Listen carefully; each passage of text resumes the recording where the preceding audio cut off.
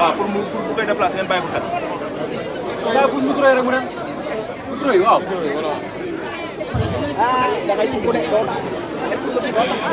micro yi déplacé leen micro yi mu dem.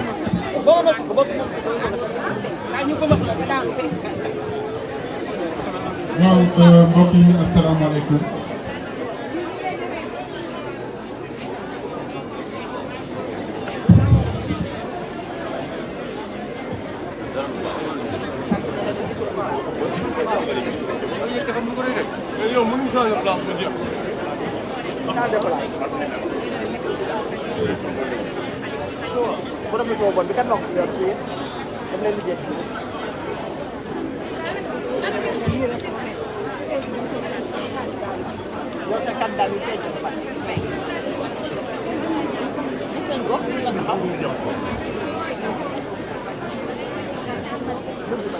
waaw mbokk yi ñu leen di nuyu di leen ziar di nuyu intercoalition bi nga xam ne tey lu bees la ci Sénégal muy coalition Yewwi Askan Wi ak Wallu Sénégal ñi ngi di baax a baax fii ci assemblée nga xam ne dañoo fas yéene présenté ñi nga xam ne ñoo war a taxawal Dakar ci pencu ndaw réew yi ñaan yàlla ndam li nga xam ne moom lañu bëgg au soir du 31 juillet incha allah Dakar validé ko Sénégal validé ko. kàddu gi dañ koy tënk bu ñu nuyoo ñi nga xam ne ñooy leader yi président Khalifa Ababacar Sall président Déthié ak madame Maymouna Bousso ñi nga xam ne ñoo fi teewal tey conférence de leaders le président Ousmane Sonko mi ngi ñëw ñu ngi leen di nuyu di leen dalal di leen remercier ci seen i taxawaay mais surtout xeex bi nga xam ne moom ngeen di xeexal tey pour démocratie Sénégal beneen bi di nuyu le professeur Joseph Sarr bi nga xam ne tey moom mooy le responsable du département de Dakar pour le compte de la coalition Wallu. Le maire Barthélémy Diaz, tête de liste du département de cette intercoalition laay wax du ma wax Yewwi bulletin bi Yewwi la mais Barthélémy Diaz mooy ki nga xam ne moo nekk tête de liste bi dañ ma désigné ma jël kaddu ci seeni tur muy ki nga xam ne mooy Serigne Abo donc nekk candidat ci liste bi également donc Abbas Fall nekk également ci liste bi man également ci laa bokk donc ci wàllu góor jigéen ñi dana am ku leen di waxal message bi nag lenn la fi ñu tollu tey fi Sénégal tollu tey coow li bari na yàgg nañ di wax naan troisième mandat dana am du am coow li bari na waaye solution bi mën nañ ko régler léegi trouvé ko solution bi mooy au soir du 31 juillet coalition Yewwi Askan Wi Wallu Sénégal bu ñu majoritaire assemblée on aura réglé le problème bi nga xam ne mooy problème mu troisième mandat te dootuñu waxati am na benn doomu réew mi bu faatu ci ay manifestation loolu mooy la solution beneen bi ci des dégg ngeen ci réseaux sociaux yi ñuy wax naan yenn député yi ne ñun loi bu ñu indil ñu voté ko du ñu jéem a xam la nekk ci loi bi loolu lu garaw li ñu bëgg mooy ñu taxawal askan wi assemblée nationale dafa am ci démocratie surtout ci réew bu mel ni Sénégal ak na muy doxee nga xam ne lépp luy décision lépp luy pouvoir lépp luy loi de finance foofu dañ koy voté bëgg nañu doon représentant yoo xamante ne expérience bi nga xam ne am nañ ko au sein des collectivités locales di suivre li nga xam ne mooy gestion année bi 1er janvier ba 31 décembre bépp buy dépense ñu mën ko justifier loolu dafay xeex boo xamante ne argument boo koy indi xeex boo xamante ne entente moo koy indi te entente bi dafa fés ba pare bu ñu gisee ñu ne intercoalition parti politique rek coono la waaye nga ëlbati ko nekk ci biiri coalition Yewwi doon coalition Wallu doon coalition ñaari coalition yi toog waxtaan ba déggoo te kenn attewu leen déggoo leen fenn ñu wax ko man Babacar Mbengue gëm naa ne que kooku dafay coalition boo xamante ne ëllëg bu ñu nee dañuy liggéeyal Sénégal mën na trouver solution pour que Sénégal mën a jëm kanam te bu boobaa kenn du wax slogan émergence dafay nekk une réalité bu ñu nee nag développement lu nit di dund la ku toog sa kër xëy dem marché ñu ne la li daan jaay 2000 li daan jar 2000 léegi 1000 francs lay jaay sa facture courant jot lu daan jar 70 000 ñu ne la 35 000 la sa facture ndox jot lu daan fay 20 000 ñu ne la 10 000 la kooku mun na wax ne dafay dund émergence mais dund émergence boo xamante ne ci ay slogan la ci ay partage ci ay autoroute ak yeneen loolu mooy li nga xam ne dafa war a changer méthode yi dafa war a changer doxalin bi dafa war a changer gis-gis yi dafa war a changer donc mbokk yi ñu ngi leen di jox rendez-vous au soir du 31 incha allah pour une large majorité laa wax xam ngeen Yewwi Askan Wi dafa neexoon ba pare bleu jaune ñëw nag gën a neexal yëpp nga xam ne bu ñu àndee yëpp yi moom day sotti donc mobilisez-vous dem leen campagne bu leen xeex dara fi may daaneele sama kàddu dafa am lu may faral di wax ci élection ñi koy gagné jour J à 22h yéen a ngi fàttaliku bu baax a baax jour 23 janvier ba ñu demee élection locale man de ci laay doog a gis Barthélémy Dias di feeñ te xam naa ne au soir du 31 am na beneen buy ñëw mais li ma bëgg nag restons vigilants nañu campagne nañu wax ak waa Ndakaaru nañu wax ak waa Sénégal képp kuy xamante ne doomu réew mi la war nañu wax ak yow xamal la lan mooy programme Yewwi Wallu lan mooy seen stratégie naka nañu bëgg a développer Sénégal ban taxawaay nañu war a am biir assemblée incha allah pour que Sénégal jëm kanam ñu ngi leen di gërëm di leen sant jërëjëf. Merci honorable Papa Mbengue. Kii mooy seen député moo nar a toogal Assemblée nationale. En l'entendant parler tout à l'heure, voici quelqu'un qui comprend les enjeux de l'heure. Merci honorable. Donc nous allons donner la parole à notre sœur, Madame la députée Ndiallo Bathily.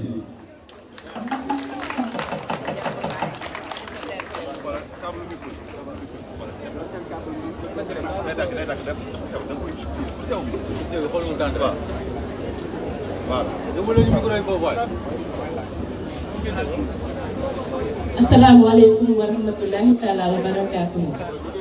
ñu ngi nuyu mbooloo mi fi teew yëpp ñu may ñu beral nuyoo rek suñu président parti Seydi Mouhamadou Moustapha Sy di leen xamal ne nekku fi waaye ñu leen di yónnee nuyoo ak bénédiction incha allah di nuyu tamit suñu mbokk leader yi nga xamante ne ñoom ñoo teew fii yëpp di beral nuyoo itamit suñu maire bëggoon na fi teew mais dafa voyagé mais ñu ngi leen di yóbbante nuyoo itam mooy monsieur Cheikh Gueye xam naa kontaan nañ trop ci mbooloo bi nga xamante ne moom lañ ci fekk tey suñu xol sedd na ci mobilisation bi nga xamante ne tey def nañ ko rawatina nag mention spéciale suñu mbokk jigéen ñi ñu tàccu leen bu baax suñu mbokk jigéen xam naa notre camarade Babacar wax na ci wàllu député yi li nga xamante ne moom lañ di xaaree assemblée nationale ñun nag jigéen ñi dañu sonn ci gis ay député yoo xamante ne bu ñu tuddee seen tur rek dañ siy taf ñaaw bu ñu tuddee député ñu wax ay faux billets bu ñu tuddee député ñu wax ay faux passeport yu ñaaw yooyu ñun dañ see sonn di ko dégg ndax loolu nekkul objectif bu député bañ nañ ko ba dañuy wax honorable mooy koo xamante ne dafay tegu si yoon di def lu yoon dafay noble donc ñun nag nga xamante ne tey am nañ fierté représenter département bi assemblée nationale parce que ne leen incha allah li nga xamante ne moom la ñuy xaaree député yi bu ñu demee ñu teg si suñu tànk foofu ñu doxalee ko parce que ne leen incha allah représenter leen dignement yéen mbooloo ñu yéen peuple bi di ñaan yàlla mu may ñu kàttan ñu eggale ko loolu beneen bi ñuy wax itamit dañ leen di lancer appel yéen mbooloo mi yëpp ndax yàlla dogal na tey moom mooy début campagne bi officiellement bu ñu fi jógee tey ñun ñëpp dañu wàcc sur le terrain ndax liggéey bi ñuy xaar ci terrain bi lañ koy defee communication la laaj ndax dañu wax coalition Wallu ak Yewwi mu am nu ñuy voté am bulletin bu ñuy voté mooy bulletin Yewwi Askan Wi bu dee ci Yewwi Askan Wi bu dee ci Wallu ak itam ñu utiliser bulletin Yewwi Askan Wi te ñu bëri dañ ko réeree ci population bi ñuy ñaan nag kenn ku si nekk su ñun su wàccee sur le terrain mu def loolu suñu campagne def ko suñu communication wax ak askan wi wax leen naka la ñuy voté ñu xam ko parce que ñu ngi fàttali ne suñu objectif lan la mooy ñu am majorité absolue pour li ñu bëgg a doxal ak li ñu bëgg a sotti changé ko te man am naa yaakaar ne mbooloo bii toog fii rek déjà représenté ñu ñëwagul Dakar ñu nekk ñeneen ñi nga xamante ñoo bokk Dakar dinañ ko def d'accord ngeen wala d'accord ñëw kon nañu takk ñun ñëpp bu ñu demee ñu wàcc sur le terrain ñu xeex une campagne pour Yewwi Askan Wi ak Wallu ñu jël ndam bi le soir du 31 juillet merci beaucoup. Merci honorable député xam ngeen kii ku ko yóbbu assemblée nationale du fa dem du fa tàcc. Nous avons entendu un discours responsable. Vous me permettrez juste ma nuyu la présence d'un grand responsable du PDS, monsieur Assane Ba. Il est là aujourd'hui avec nous. Nous voulons saluer aussi la présence d'une grande dame qui vit aux États-Unis mais dafa ñëw bokk ci combat bi muy Khady Gueye, elle est là. Merci Khady Gueye. Nous avons le maire des Parcelles Assainies, Jamil Sané, qui est là aujourd'hui. Nous avons madame le maire de la Patte d'Oie, madame Maïmouna Dièye, elle est là aussi. Nous avons aussi monsieur Abdoul Aziz Paye, le maire de la Gueule Tapée. Et nous avons aussi la présence de l'honorable député Oulimata Guiro. On nous annonce aussi l'arrivée du président Ousmane Sonko. Nous accueillons le président Ousmane Sonko. Installez-vous après le continuer sur le terrain.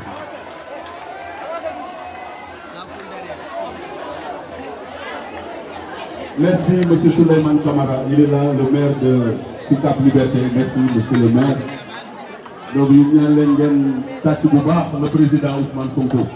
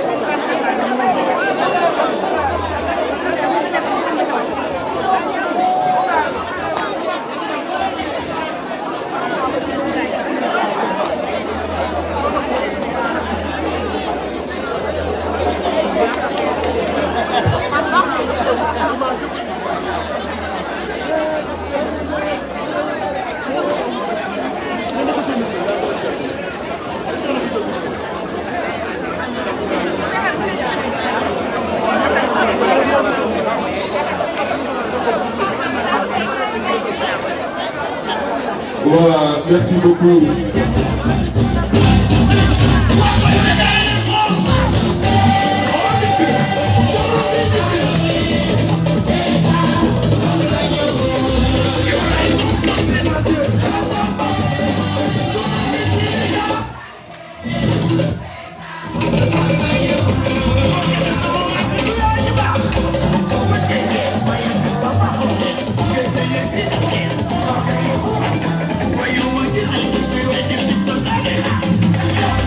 Mama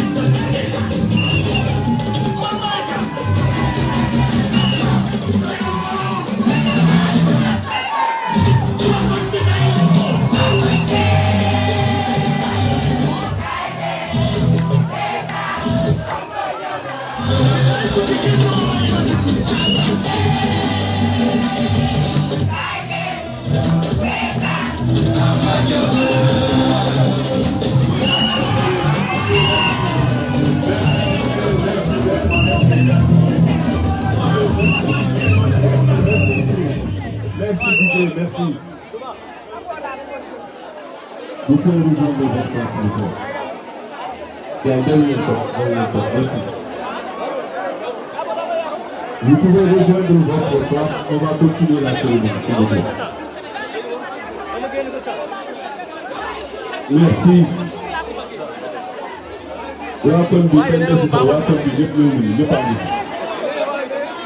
Voilà, donc sans tarder, nous allons donner la parole à l'honorable député Serigne Aboubakar Thiam.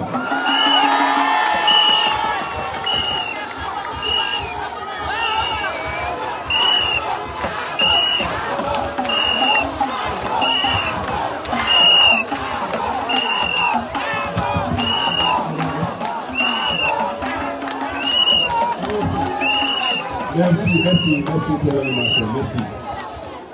Merci s'il vous plaît, merci.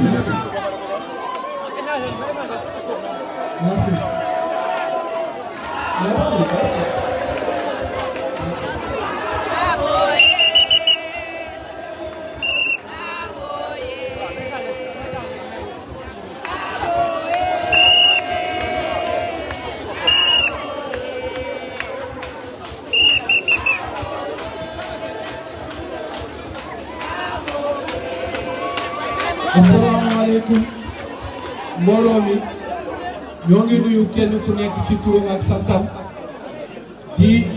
jiital ci nuyoo bi le frère secrétaire général national du parti démocratique sénégalais maître Abdoulaye Wade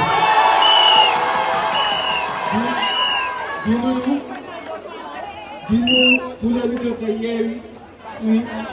di ko teg ci loxo monsieur le maire Khalifa Ababacar Sall di nuyu le coordonnateur départemental de la grande coalition Wallu Sénégal de Dakar monsieur Joseph Sarr di nuyu aussi monsieur le maire tête de liste de la coalition Yewwi Askan Wi département de Dakar monsieur Barthélémy Dias le maire di nuyu tous les candidats man ak ñoom ñoo bokk nekk ci liste bi di nuyu aussi responsable grande coalition Wallu yëpp ak Yewwi Askan Wi nga xam ne ñu ngi toog fii nii di saluer la forte présence de la jeunesse sénégalaise. élection yi ñu jëm dafa nekk am solo ci taarixu Sénégal ndax boo xoolee ki nga xam ne moom lañ ko seetal muy le président Macky Sall ragal la bukkat la tàppet la lenn lay def mooy làqatu ci ginnaaw justice làqatu ci ginnaaw loi yi ku ko neex mu tëj ku ko neex mu bàyyi ku ko neex nga bokk ci élection ku ko neexul du bokk ci élection loolu nag bi ñu ko comprendre dëgg gi nga xam ne moom lay bëgg looloo waral la grande coalition Wallu Sénégal ak la grande coalition Yewwi Askan Wi daal di àndandoo joxante doole ngir mën a jeexal loolu ngir mën a génne Macky Sall ci réew mi ngir mën a mettre fin ci idée bi nga xam moom la am muy troisième mandat. surtout damay woon ndaw ñi képp koo xam na nga dem jëli ji li nga xam ne moo nekk sa carte électeur ndax carte électeur bi mooy benn gànnaay bi nga xam ne moom la ñu am ngir mën a dooraat yëkkati ba ci kaw sëral dóor ci suuf bi nga xam ne mooy la coalition Benno Bokk Yaakaar donc nañu taxaw ñu ndaw ñi te di leen wax ni vote bi dafa nekk loo xam ne lu am solo la ndax député ñaari fonction la am contrôler l'action du gouvernement def ay proposition de loi député yi ñu am duñu contrôler action du gouvernement kenn musul gis ab ministre bu ñu woo ci assemblée mu def ñombe député yi di ko laaj ci loolu noonu lan lañ fi nekkee Macky Sall bu nee waaw ma ni waaw bu nee déet ma ni déet askanu Sénégal dañoo sonn ci député yi mel noonu sonn ci député yi jaay parti diplomatique sonn ci député yi def koo bie sonn ci député yoo xam ne bu ak teg la ñu nekkee assemblée nationale te loolu dañu bëgg a jëlee andi député yoo xam ni bu cohabitation amee ça def ñuy permettre ñu mën a contrôler l'action du gouvernement am un président de l'Assemblée nationale te boo xam ni opposition bi lay jóge mën a changer loi permettre li ñu di xeex ak mën a permettre Karim Meïssa Wade mën a nekk candidat Khalifa Sall mën a nekk candidat donc maa am di leen sant di nuyu aussi sama maire le maire de Grand Yoff monsieur Pape Madior Diop.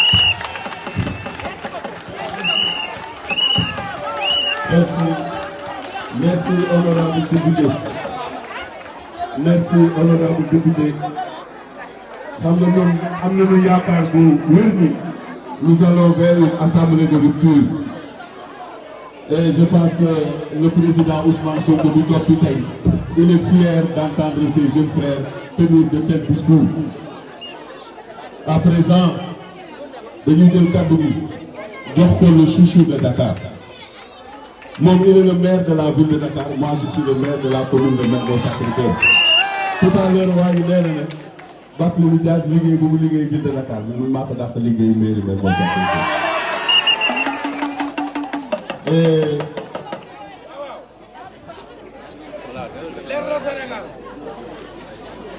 donc je disais tout à l'heure que le choix porté sur Barthélémy Dias pour diriger la liste de Dakar, ce choix, loin d'être fortuit, est motivé par la reconnaissance de son engagement, de l'amour qu'il a pour Dakar, de l'amour qu'il a pour le Sénégal. Et aujourd'hui, c'est une occasion aussi de remercier les leaders qui ont porté le choix sur Barthélémy. Et nous sommes rassurés, nous en tant que Dakarois, nous en tant que Dakarois, Barthélémy Dias rassure plus peu. Et je disais que récemment, l'acte qu'il a posé à la ville de Dakar rassure les Dakarois. Et il a pris les personnes les plus éprouvées, les personnes les plus diminuées, wax leen que yéen ci Ndakaaru ngeen bokk. Action bi mu def c'est pour aider les populations. Et ce geste de haute facture a été apprécié par tous les Dakarois. Et si aujourd'hui ñu wax ni dañ koy yóbbu Assemblée nationale dénk ko mu nekk président de l'Assemblée nationale lañ jëm incha allah. Donc tey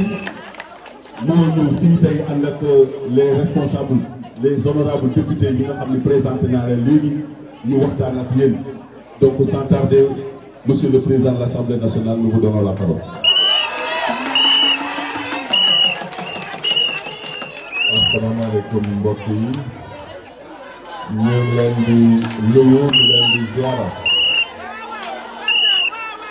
di leen di jox seen wàccuwaay mbokk yi nag waaw dinaa leen wax naa leen di dig inshallah parce que mbokk yi élection yi mooy nekk le coup kaw final moo tax ginnaaw ba ma leen nuyoo ngeen may ma nuyu les leaders de l'intercoalition Yewwi Wallu di ci jiital suma kilifa suma xarit suma mag le président Khalifa Ababacar Sall di nuyu suñu xarit suñu doomu ndey l'honorable député Déthié Fall di ko masawu di ko jox wàccuwaayam di nuyu le responsable départemental du PDS monsieur Joseph Sarr di nuyu madame Maïmouna Bousso représentante de parti moom tamit ñu ngi koy masawu di ko encourager di nuyu suma doomu ndeyu bopp le président Ousmane Sonko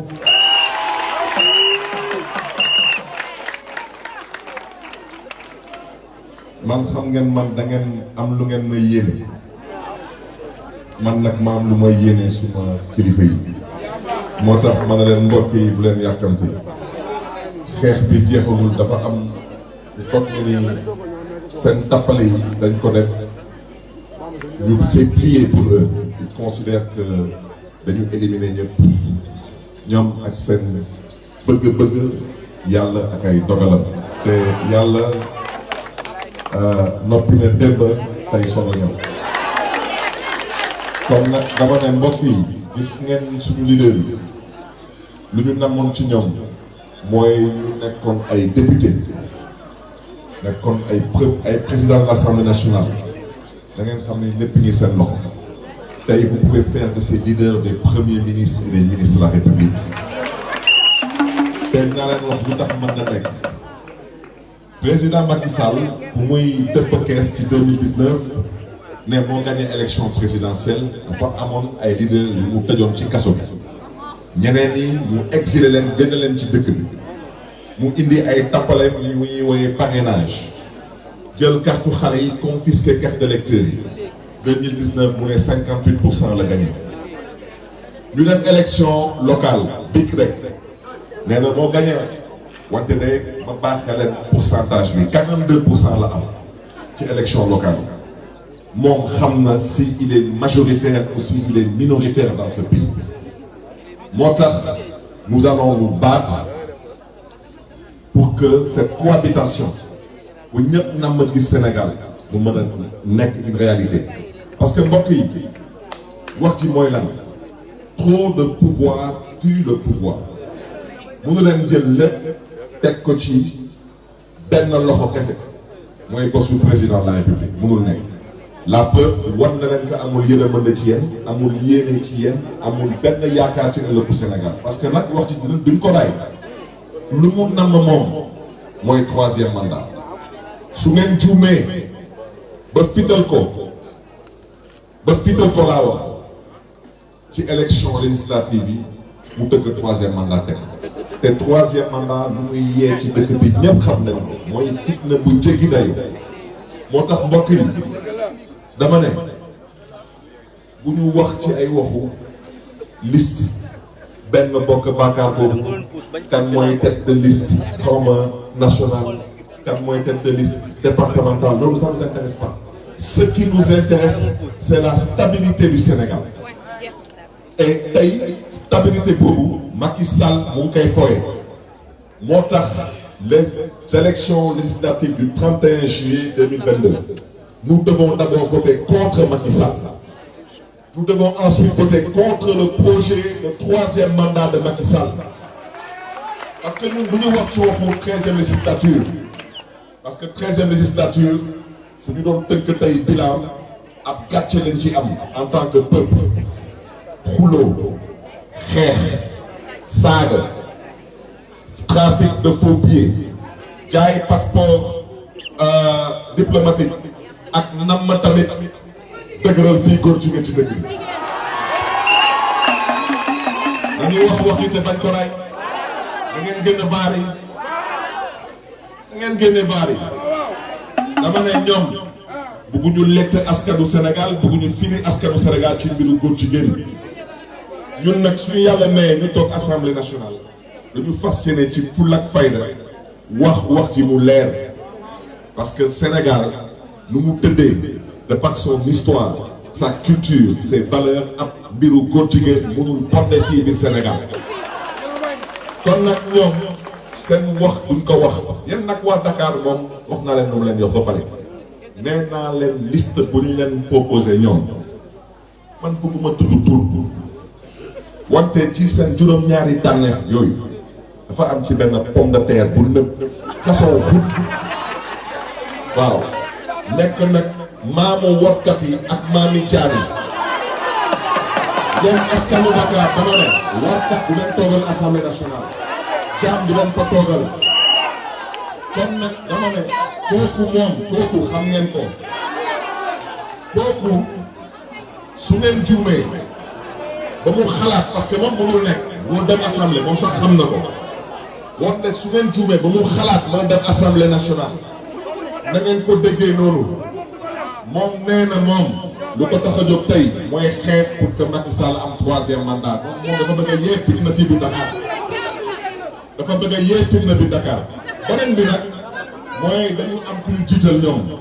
mooy seen tête de liste ñun dañuy fal ay député ñun wutuñu ay ñi ñuy wëlbatiku di wuti ay remplaçants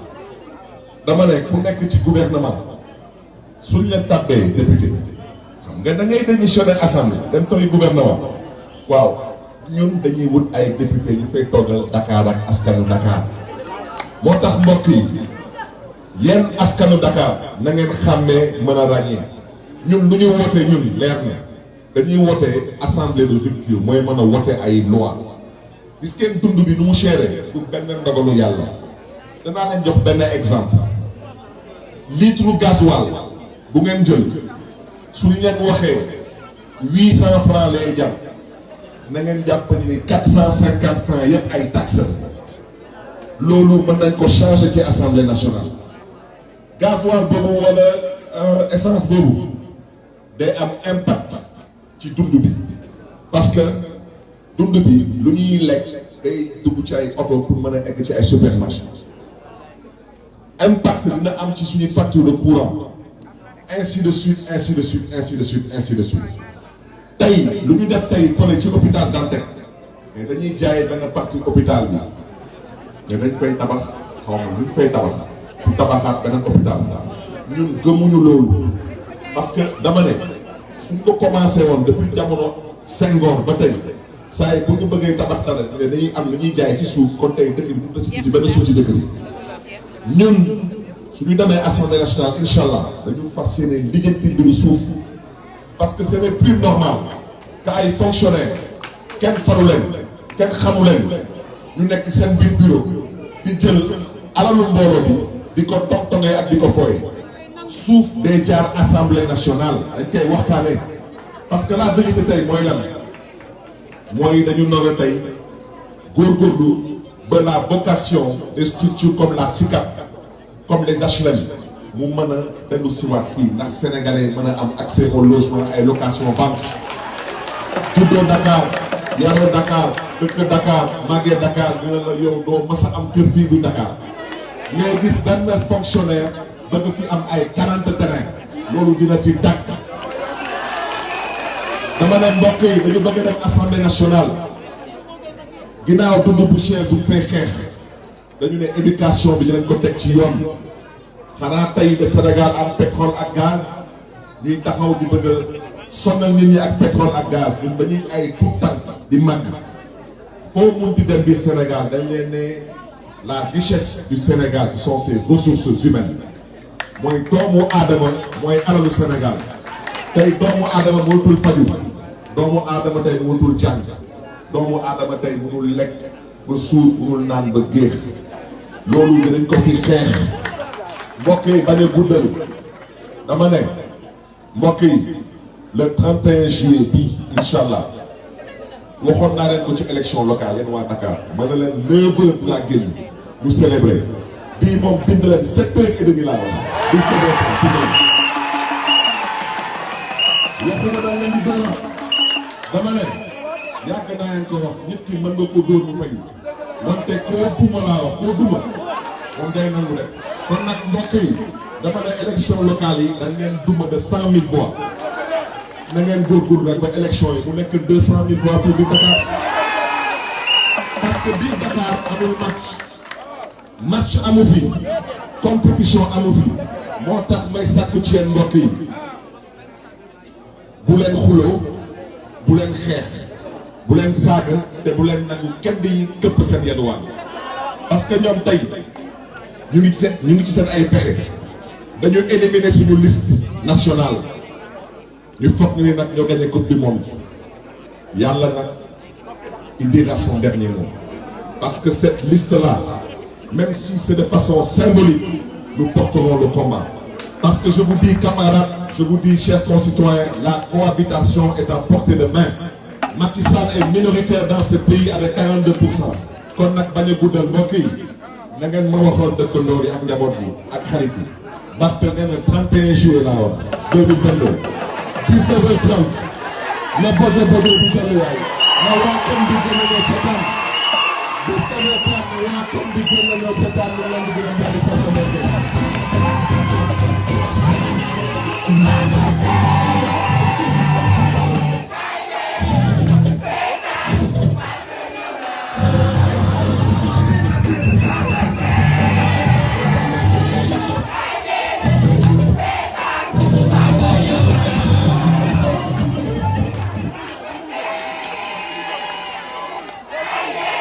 Merci. Donc c'est un avant-goût de ce que nous allons suivre dans les prochains jours à travers les artères de Dakar. Ça c'est l'inimitable, l'incomparable Barthélémy Dias. Merci beaucoup. Donc nous allons donner la parole à notre frère Pathé pour qu'il nous fasse l'économie du programme, n'est-ce pas, pour la liste départementale Dakar. Pathé, vous avez la parole.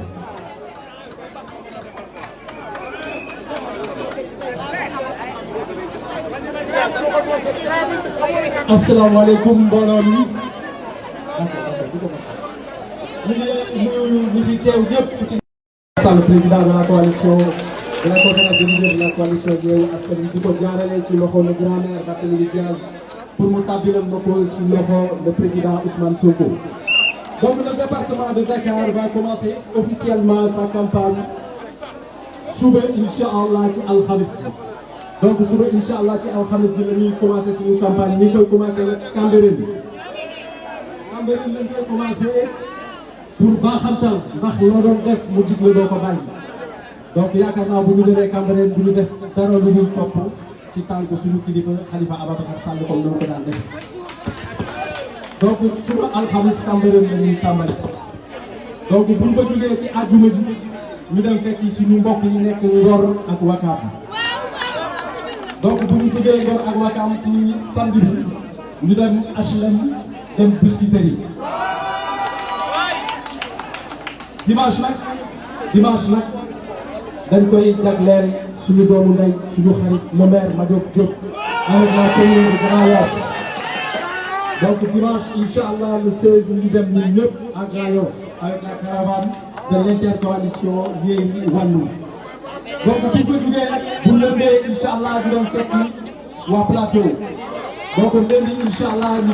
ñu ngi dem plateau fekki suñu doomu ndey Pape Diouf ak ñu àndal. Donc bu ñu jugee foofu le mardi 19 ñu dem fekki le grand maire Babacar Mbengue à Hann Bel-Air. Bu ñu jugee Hann Bel-Air le mercredi 20 ñu dem ci ñaari communes yi nga xam ne kenn naatable wu ko ci place seen place fii ci département bu Dakar muy la commune de Sicap Liberté et la commune de Dieuppeul Derklé. Donc bu ñu jugee ci commune yooyu le jeudi 21 ñu dem fekki xaritu le maire Barthélémy Dias le maire Pala Samb dans la commune de Fann Pod Amitié. Léegi ci même bis bi dañ ciy toftal la commune de Fass Colobane Gueule Tapée avec le maire monsieur Abdou Aziz Faye. Donc bu ñu jugee foofu le vendredi 22 ci àjjuma ji ñu dem à la grande commune de Grand Dakar fekki foofu l'honorable Aïssatou Fall ak ñu àndal dans la commune. Donc bu ñu jugee foofu nag le samedi 23 mooy daj dëkk bi. Le samedi 23 moom nous allons accueillir les leaders avec le méga meeting de Dakar. Ce méga meeting boobu le samedi 23 dañ ciy toftal une grande caravane avec l'ensemble des leaders yi nga xam ne dinañu teew bis boobu ci Dakar. Caravane bi nag dinañ ko tàmbalee ca plateau jaar Médina ba agsi ci meeting bi. Donc bu ñu jugee foofu le dimanche inchallah le dimanche 24 inchallah ñu dem commune bu Yoff fekki le jeune maire monsieur Seydina Issa Laye Samb. Le lundi 25 nag ñu vraiment soraat suñu daal ñu ñëpp comme ni ko waxee namm suñuy vraiment tànk dem à la Médina. suñu demee à la Médina dinañ fa fekki l'honorable député Adja Goudé Diène ak ñu ànd ñëpp ñu toog nii. Donc bu ñu jugee Médina nag ñu fekk si le grand maire monsieur Alioune Tall ci ëllëg sa. Bu ñu jugee Médina le mardi 26 nous serons dans la commune de Mermoz Sacré-Cœur bu ci yàlla àndee. Le mercredi 27 nag dañuy delloowaat suñu loxo parce que olof dafa ne forforaat delloo fa sab loxo dañuy delluwaat Grand Yoff seeti le maire Madiop Diop. Donc bu ñu jugee foofu le jeudi 28 toujours dans cette même dynamique ñu delluwaat à Hann Bel-Air fekkiwaat suñu grand maire monsieur Babacar Mbengue. Bu ñu jugee foofu nag ñu boucler la boucle ñu dem fekki le grand maire monsieur Jamil Sané. à la commune des Parcelles Assainies le vendredi 29. Donc le samedi, Inch'Allah, moom mooy la veillée électorale. Inch'Allah ñu defaraat taxawaay yi gën a jubal sàppe yi pour que dimanche Inch'Allah fa ñu daan jaar ak ñoom ñu jaar a fàttali ak ñoom comme ni ko le maire daan waxee rek ñëwoon ñëwoon donc maa ngi jégalu ci kàddu gi vraiment di leen wax ne lii moom mooy programme bi nga xam ne le département de Dakar jagleel nañu ko avec à sa tête le grand maire monsieur Barthélémy Dias. Donc les heures de départ Inch'Allah ce sera à 15h30 et les lieux de départ à chaque fois que de besoin dinañ ko communiquer dinañ ko tasaare ba ñun ñëpp ñu mën ko yëgalee donc ñoo ngi jégalu ñëpp vraiment di remercier ñëpp ci kàddu gi jërëjëf. Merci Faté, tu as respecté le timing. Je pense que les populations de Dakar vont s'approprier de ce programme. Maintenant, il reviendra à chaque commune dégg ngeen date bi ngeen jagleel ngeen mobiliser vos bases respectives nga xam ne les candidats bu ñu ñëwee foofu fekk ni donc loolu formalité lay nekk. Nous sommes sûrs de notre belle victoire, une victoire éclatante avec panache et sans bavure. Donc sans tarder, vous me permettrez juste de rendre un hommage mérité à nos leaders parce que tey bu ñu ñëwee fii tey dañ koy mën a delloo leen jukkal ñoom ñu toog fii tey si présidium bi et ñoom seen wàllu bopp ñu jël seen kàddu jox ko Khalifa Ababacar Sall qu'on ne présente plus au Sénégal mu jiite coalition bi et cela nous rassure à plus d'un titre parce que moom moo jiite mais derrière il a des frères il a des sœurs ñu jàpp li nga xamante ni tey ça suscite l'espoir pour le Sénégal. C'est ensemble avec ces gens-là que nous allons bâtir un Sénégal nouveau. Donc tey bu ñu ñëwee fii dañ leen war a rendre un hommage ma ñaan leen ngeen tàcc leen bu baax a baax.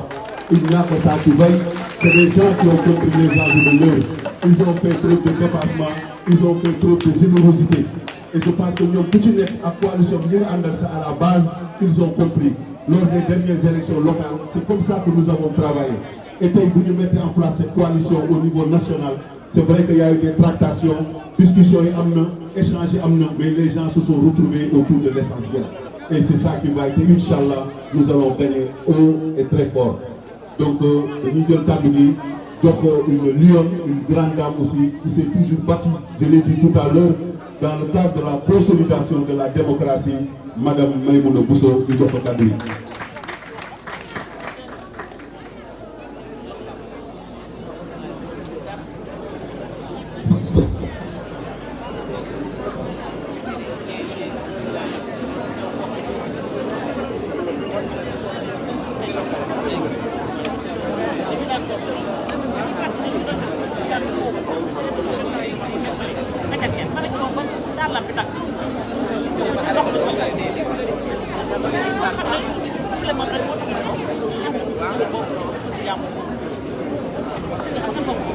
asalaamaaleykum mbokki Dakar maa ngi leen di nuyu kenn ku nekk turam ak santam monsieur le maire maa ngi teg nuyoo bi ci sa loxo di nuyu le maire le grand maire Khalifa Ababacar Sall ak leader yi fi nekk yëpp di wax rek ne suma kàddu du ci gudd parce que am na léegi li Barthélémy Dias wax mooy diggante ñun ak ñoom match amu fa may wax rek ne bu yeboo waa Dakar ngeen tëdd ngeen nelaw ngeen xam ni élection yi di ñëw c'est à l'aise lay doon pour Barthélémy Dias parce que confirmation à l'aise lay doon parce que ni ñuy tànn ak ñii nekk ci liste bi du ñu benn liste Dakar bi fi mu jógee ak fi mu teeree war ngeen xam ne liste gagnante la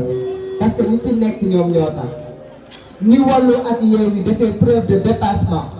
def preuve de sacrifice li Sénégalais yi bëggoon ñu fekk ci leen si mooy intercoalition loolu yëpp njëriñu askan wi la li may daanelee rek mooy di demander Sénégalais yi am na ku ko wax léegi dem leen ngeen jëli seen ay carte électeur distribution bi commencé na am na nag ñu naan gisaguñu Yewwi yëgaguñu Yewwi dama ni Ferrari ak deux chevaux du benn am na ñoo xam ni seen ay automoteur yi baaxul moo tax ñu teel a commencé na xam nañ ni jam ñaaga lañ leen di bàyyi bu leen neexee nag ñu cali waaye bis bu ñu jógee ñu xam ne lépp dëgg la parce que ñun nag ñooy askan wi te li askan wi dëgg loolu la ñuy def kon nag taxaw leen ngeen xaar bu leen yàkkamti léegi rek lay doon liñ leen di wax yéen a ñu ko gën a xam fiñ leen jëme yéen a ñu ko gën a xam lan kese la mooy won leen ne leen Yewwi Askan Wi ak coalition Wallu wane nañu tey ne taxaw seen bopp taxu leen a jóg. Khalifa Ababacar Sall du doon député Déthié Fall du doon député Ousmane Sonko du nekk député lan moo tax ñuy bàyyi seen ay nelaw lan moo tax ñu war a nekk ci mbedd mi jóge Dakar jëm ba au fin fond du sud Sénégal pour lan pour sauver le Sénégal pour sauver les lendemains de ce pays loolu il faut ngeen xam ko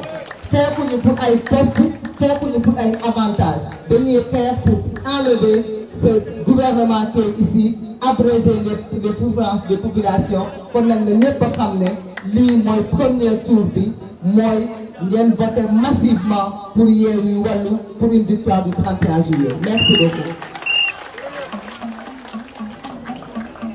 Merci Maïmouna, merci pour ce discours très sage. Donc sans tarder, nous allons donner la parole à ce grand monsieur aussi qui a toujours combattu pour l'état de droit. Et récemment, ce qui lui a valu d'être emprisonné, mais il a vécu ce moment avec beaucoup de dignité. Je vous présente Déthié Fall. Merci, monsieur le député.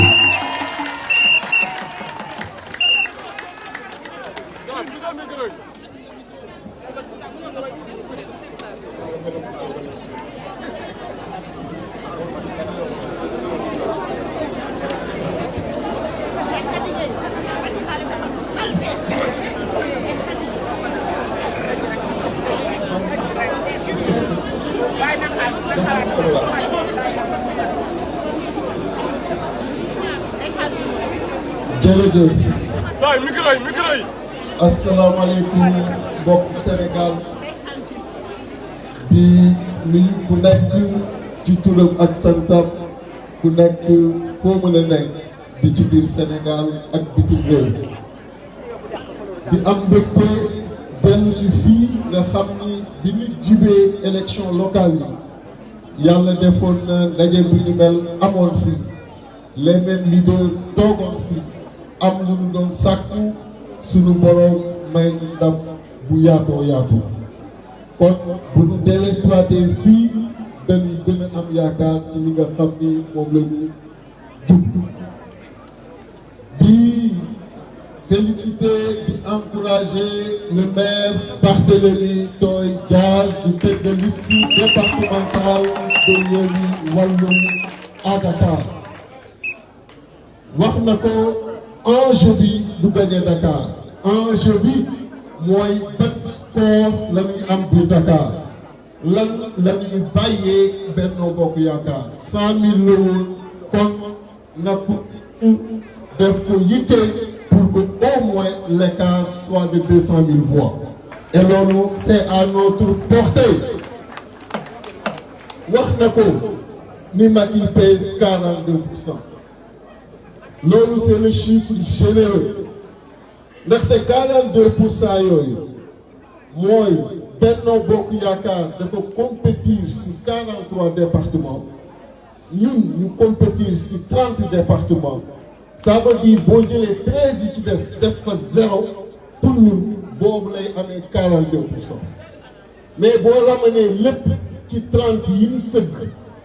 mu sëgg fa foofu 37% la am ñun ñu am 32%. kon en réalité loolu moo yëngal Macky Sall li ko yëngal ba tax mu jéem a éliminer liste de Dakar dans un premier temps yàlla bañ mu jël def li nga xam ni amul ci àdduna kuppati ay liste jël liste titulaire Yewwi teg de côté li ko yëngal mooy loolu mu xam na ni 37%. mu am 32% ci 30 départements yi ñu sëgandoo leer na ni ko bu ñu demee pour cette fois ci 54 départements yi 46 à l'intérieur et 8 au niveau de Spora 7% yooyu dina gën a wàcc. te day gën a wàcc parce que may mun a wax na ko léegi nekk ci liste ak bañ a nekk ci liste la ñu yemale. li ñu yitteel mooy askan wi te askan bi daan gis ñu battre campagne comme si c'était la liste titulaire de Yewwi Askan Wi moo nekk en compétition ndaxte góor la ku nu mën a teg sa kanam dès lors que mi ngi partagé ak yow philosophie bi yanul li nga xam ni moom nga waroon yanul ko nga def li nga xam ni moom nga waroon def bu fekkee yow la te loolu la Yewwi Askan Wi passé relève kon mënuñu duñu ci seen liste la bokk wala du bokk ay kon ñoo nekk Yewwi Askan Wi on fait confiance nous allons battre campagne nit c'était nous ñoo nekkoon ci liste bi nga xam war a dem des nag mooy depuis loolu gisagul leen ñu ndax tabaski bi la dañu nañu bàyyi Sénégalais yi comme c'est une fête particulière ñu mën ko dund mais je vous annonce ici que dès le vendredi inchallah bu ñu jullee juma Sénégal dina xam ni ñu war a wàcc ci terrain bi wàcc nañu ci terrain bi ndax daan ñu gis Guédiawaye gis ñu Keur Massar samedi ñu gis ci Tivaouane c'est ça qui est prévu et bu boobaa daanu xam ni wala fu Njaay ñu ngi koy wax bu gone bëggee Dakar kuy. Merci Président Déthié Fall. Nous vous avons écouté avec beaucoup d'intérêt. Revenir sur la stratégie. Et je pense que li ma doon wax dañ ko waxoon ci njëlbeen mooy le combat qui s'annonce est en effet très sérieux pour que nous soyons réduits aux rivalités personnelles. Il n'y a que l'unité, la cohésion et la solidarité moo ñu mën a may ñu am une belle victoire. Donc ñu jël kàddu gi jox ko ki nga xamante ne aussi on ne le présente plus. Il a fait ses preuves te tey mën naa wax ne bokk na ñi nga xamante ni tey ñoo tere nelaw celui qui loge là-bas au palais et dans ma commune là-bas à Mermoz je veux nommer Ousmane Bissell bi Ousmane Sonko.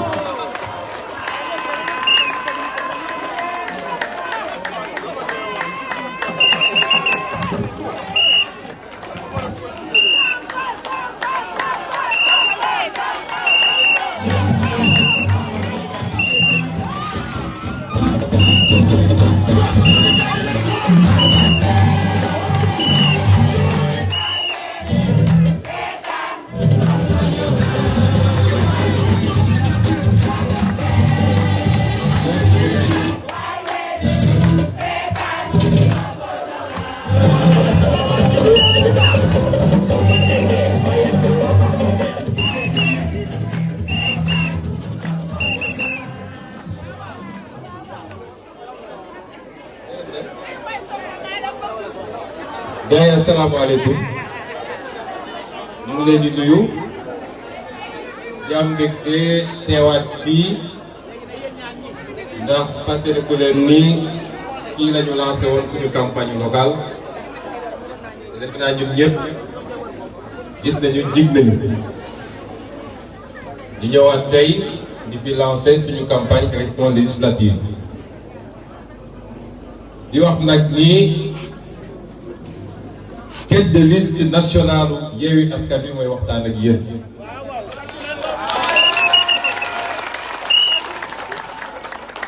ndax tappale yi Macky Sall tappale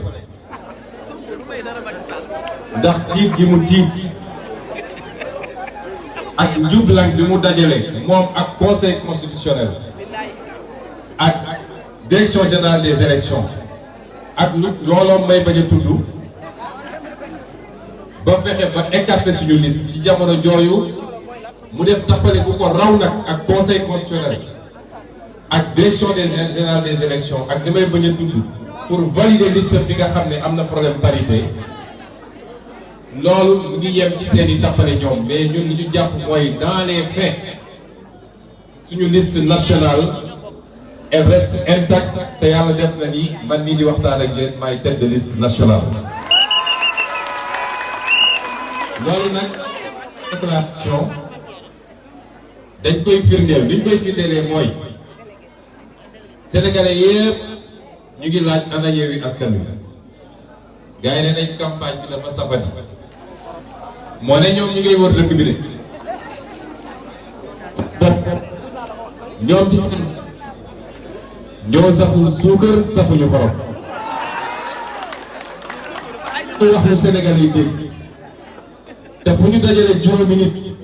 ay enveloppe nit ñi ñun nag suñu digganteeg askan wi cofeel la ak bëggante loo xam ne laluwul ci intérêt waaye kóolute gu dox suñu digganteeg askan wi la moo tax ni ko honorable de cee waxee rek bu ñu commencé yëngatu rek nit ñi xam ni campagne ubbi na bu soobee yàlla biñ koy firndelee mooy ñu ngi dalal xel ñëpp campagne bi suñu campagne la du campagne candidat yi nekk ci liste yi lañ ci fas yéene def mooy raw fuuf ñun suñu nekkoon ci liste yi te dinañ ko def à travers tout le Sénégal incha allah dañ ko def ci Fouta def ko Waalo def ko Ñambur def ko Bawol def ko Sine Saloum Bundu def ko Casamance Dakar nag xam naa ni le grand rassemblement li ñuy wax assemblée populaire boo xam ne lu kenn mësu ko gis bu soobee yàlla dinañ ko fi def mbokk yi dama bëgg ñun ñëpp ñu jàpp dara élection yii waruñu ko perte mënuñu ko perte dañ koy gagné soobee yàlla il faut ñu inscrire ko parce que du question ñun du question ñi nekk ci liste yi ñu ay député assemblée loolu mooy objectif bi gis ngeen li xew barki démb benn réewu Asie fële ñu koy woowee Sri Lanka mën nañ ko musal suñu bopp musal ko Sénégal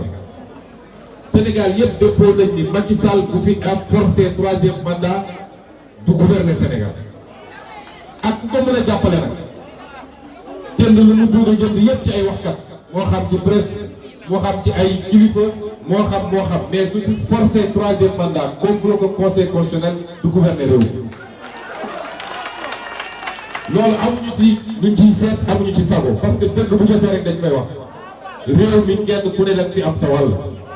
nañu bàyyi tappale bi bu xaalis génnee ku nekk di wax bu xaalis génnee ko son déclaration bu ne ku yaakaar ni mën nga jënd nit ñëpp gouverner te boobu amuloo majorité ci sa réew da ngay nax sa bopp ñi fi defoon troisième mandat yëpp ci coup d'état la mujj ñi fi defoon troisième mandat yëpp al monde anamu ke Mali anamu Idriss Déby anamu lan la jëriñ ku ñu jox réew ñaari at mu ci def yaa waroon démissionné moo tax élection bi ñu dalal seen xel tey lañ ci gën a taxaw ko suñu nekkoon ñun sax ci liste yi te dinañ ko def fépp ci Sénégal te dinañ ko duma bu leer nañ ñu koy tànkaafu nag moom Macky Sall ak koy xamal nag gën moo ko mun nga nekkee lu ñëpp foog ni intimidé day nax bopp dóoraat tëjaate bi bëri na saaga ji bëri na sosalaate ji bëri na lépp ñëpp a koy gis Sénégal barki démb géej gi ngeen kaawu xale bi ñuy wax Pape Mamadou Seck ma koy wax Macky Sall wax ñu foo dugal Pape Mamadou Seck parce que comme ñoom ay assassin lañu rey nit ñi dara ci ñoom bu dee dañ ko rey ba pare di niñ koy habillé ñoom daal dañ ñu wax ñoo jàpp doomu jàmbur sosal ko créer ay dossier seen procureur bii nga xam ne li ma wax démb rek laay waxaat li tax ñu teg ko fi xam nañ ko lii diggante ba Macky Sall depuis Kaolack ba Fatick ba fii xam nañ ko na génn leeral Sénégal yi fan la dugal doomu jàmbur bu ñu yaakaaree ni mën nañu intimider nit ñi dañuy nax seen bopp créer seen dossier terroriste seen dossier rébellion seen dossier lii seen dossier là ñoo ngi koy xaar ci taatu daala Macky Sall ak ñi mu àndal ñu koy dem xaafoo nii élection yii bu foogee ne dina ko sàcc bu romb doon day nax boppam barki dégg ngeen ñu organiser seen i trip seen i journalistes yu mën a fen man duma fi nekk dinaa laam-laame maag saa waa ñëwee naan ay daje naag Mballo nee na suñ gagné élection yi dina ko nangu loolu mosuma ko waxaat Mballo amul fenn bu dee loolu lañ koy def liñ ciy jublu mooy préparer sàccub élection ba pare na ma waxoon ma leeral ko fii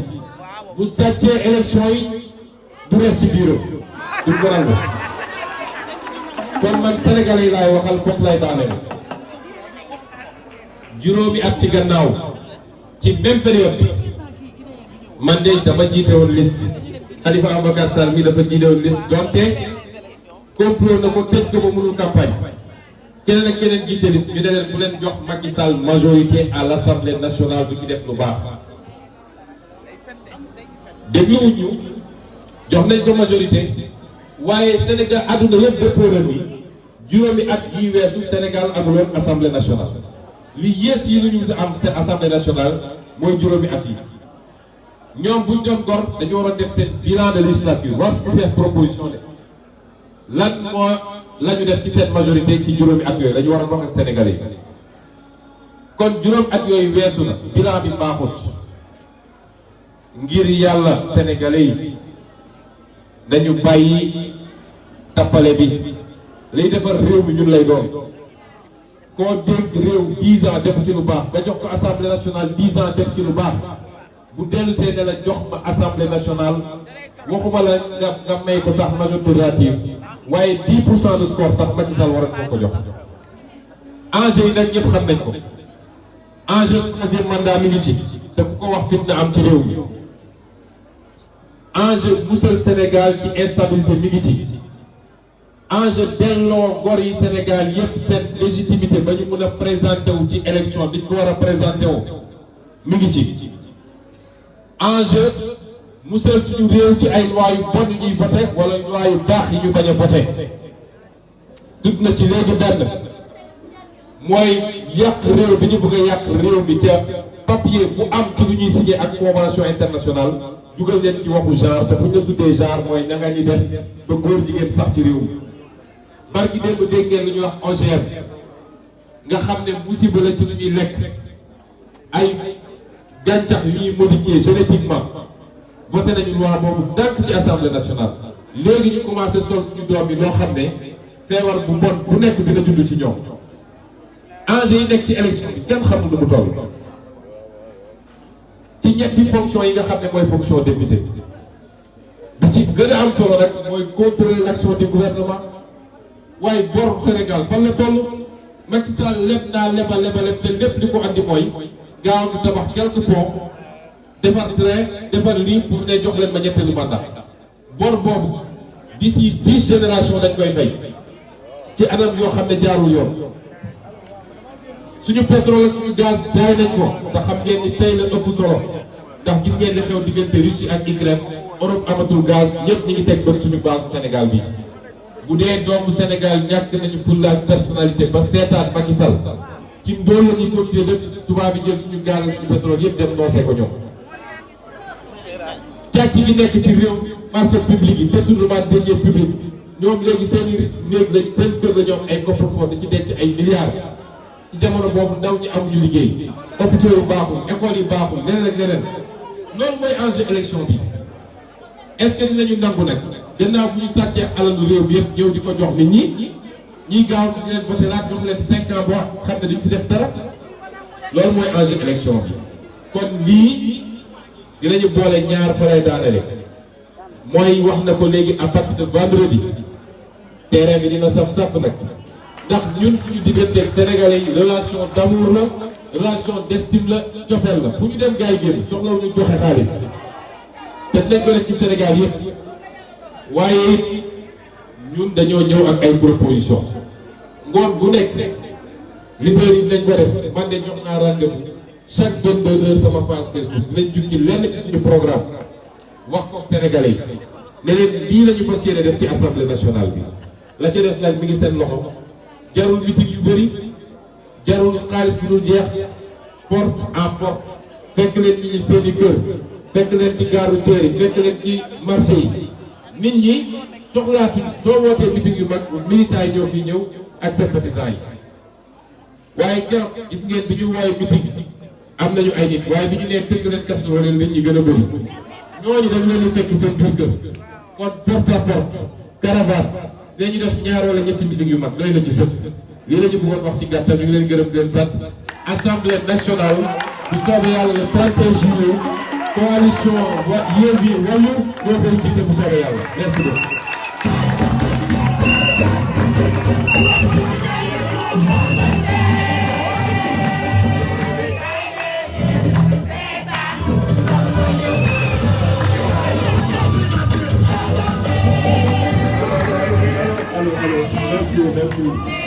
Merci Didier. Nous avons entendu la déclinaison. Il est largement revenu sur la stratégie et surtout les enjeux des élections. Nous savons ce qui nous attend et que préparez-vous, Inch'Allah. Dans les prochains jours, nous allons sillonner les artères de Dakar et de l'ensemble du territoire national pour vous dire, député, naka la mën a taxawee Assemblée nationale. Si Ousmane Sonko le dit, il a fait l'expérience et aujourd'hui il a été élu meilleur député du Sénégal. Donc sans tarder, nous allons donner la parole au président. Celui qui a été choisi par ses pairs pour diriger la coalition. Un homme généreux, un homme disponible, un homme courtois. Je vous nomme Khalifa Ababacar Sall, vous avez la parole, monsieur le président.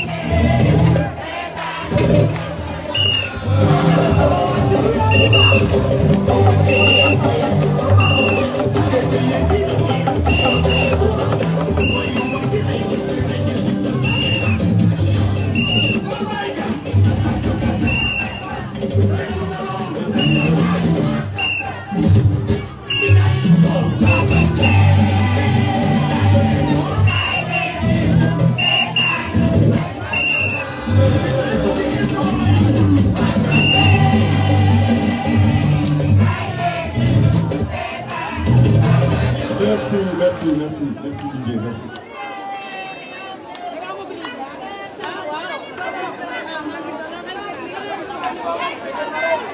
Merci. Donc, allez-y, monsieur le président, vous avez la parole.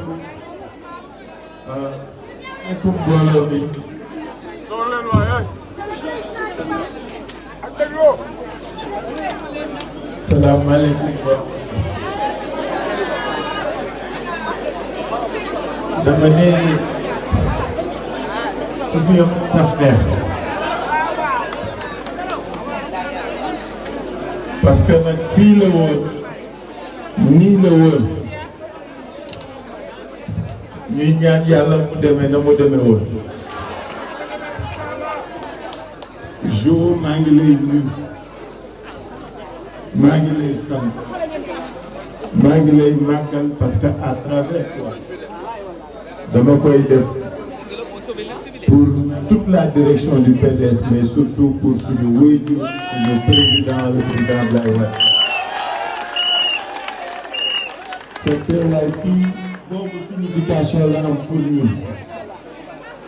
ñu koy rafet bu baax a baax à travers yow aussi ma nuyu sama Karim Wade.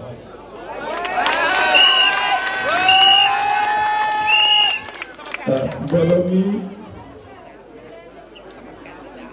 Barthélémy Dias bi mu waxee ba pare suñu député yi di ñëw wax ba pare ngeen teg ma ci kii nga xam ne moom la wax rek la bëgg te ne man te man ko kaar wax day xaw jafe mais ma di leen félicité bu baax parce que nag li ñu dajale tey dafa sotti ba pare ñun li ñu fi indi du Macky Sall il ne présente aucun intérêt pour nous askan wi rekk ñu ñor ëllëgam nekkinam la muy doon loolu rek ñu ñor moo tax bi ñu waxee enjeu élection yi dama bëgg que chacun de vous s'imprègne ci ñun lu tax ñu ne askan wi ñun la war voter maa ngi félicité bu baax notre grand-mère Barthélémy Diaz parce que nag moom ak équipe am il fait notre fierté ma ni ñoom rëccu ñu luñ doon fale Barthélémy Diaz maire de Dakar xam na boppam xam na li mu doon xam na lu tax mu nekk fi xam na fa mu jëm te ñemewu te ragalu ko na ko yàlla lafal cat na ko yàlla lafal cat na ko yàlla lafal cat lui et toute son équipe de yéene am yaakaar doo xam ni comme il l'a dit Ousmane Sonko complété ko ak ñi fi aw te askan wi suñ ñu joxee majorité le 31 juillet coonoom jeex jooy yi jeex loolu bi jeex wóor bi jeex parce que li ñu amoon solo nag mooy projet bi Yewwi Askan ak Wallu Taxawu tëral projet wu développement askan wi dong la nit ñi rek ñu ñor nit ñi rek ñu tax jóg. Barthélémy day wax ak man keroog mu ne man mairie Dakar waa Dakar rek ma ci ñor lu leen faj lu leen jox liggéey lu leen yokk lu leen yóbbu kanam lu leen dem soo jëlee loolu mu décliné pour Dakar loolu la Yewwi Askan Wi décliné au plan national nit ñi donc ñu ñor ba tax na projet bi nga xam ni moom la ñu porté te fas ci ak yéen li mu jiital li mu mujjal ni bind te nekkin mooy seen li jëme kanam dama ne li ci jiitu mooy cadre bi nga xam ni moom la Sénégal yi war dunde mooy institution yi ak li ko wër di ngeen ñu fal incha allah boobaa ngeen xam ni lépp dëgg la ne parce que lu woonoon dana woon ni réew mi dana changer au plan des institutions pour que dëgg wu dox fi yoon am fi mais surtout développement nekk fi loolu moo lal suñu projet nan la ñuy fexe ba maatay gi ak kumba am ndey ak kumba amul ndey gi jeex fi loolu moo ñu tax jóg. Regardez ce que Ousmane Sonko a rappelé tout à l'heure maatay gi nga xam ne moo am ci réew bi moo fi dox loolu moo war dakk kenn du ko fi dindi na ku dul nit ñi moo tax daañu def des réformes institutionnelles yoo xam ni waxeet dana fi dañ parce que nag fii la ñu waxoon 2016 ci référendum bi ni waxu troisième mandat dootu fi am te ñu naan ñu nii wii nii noonu loolu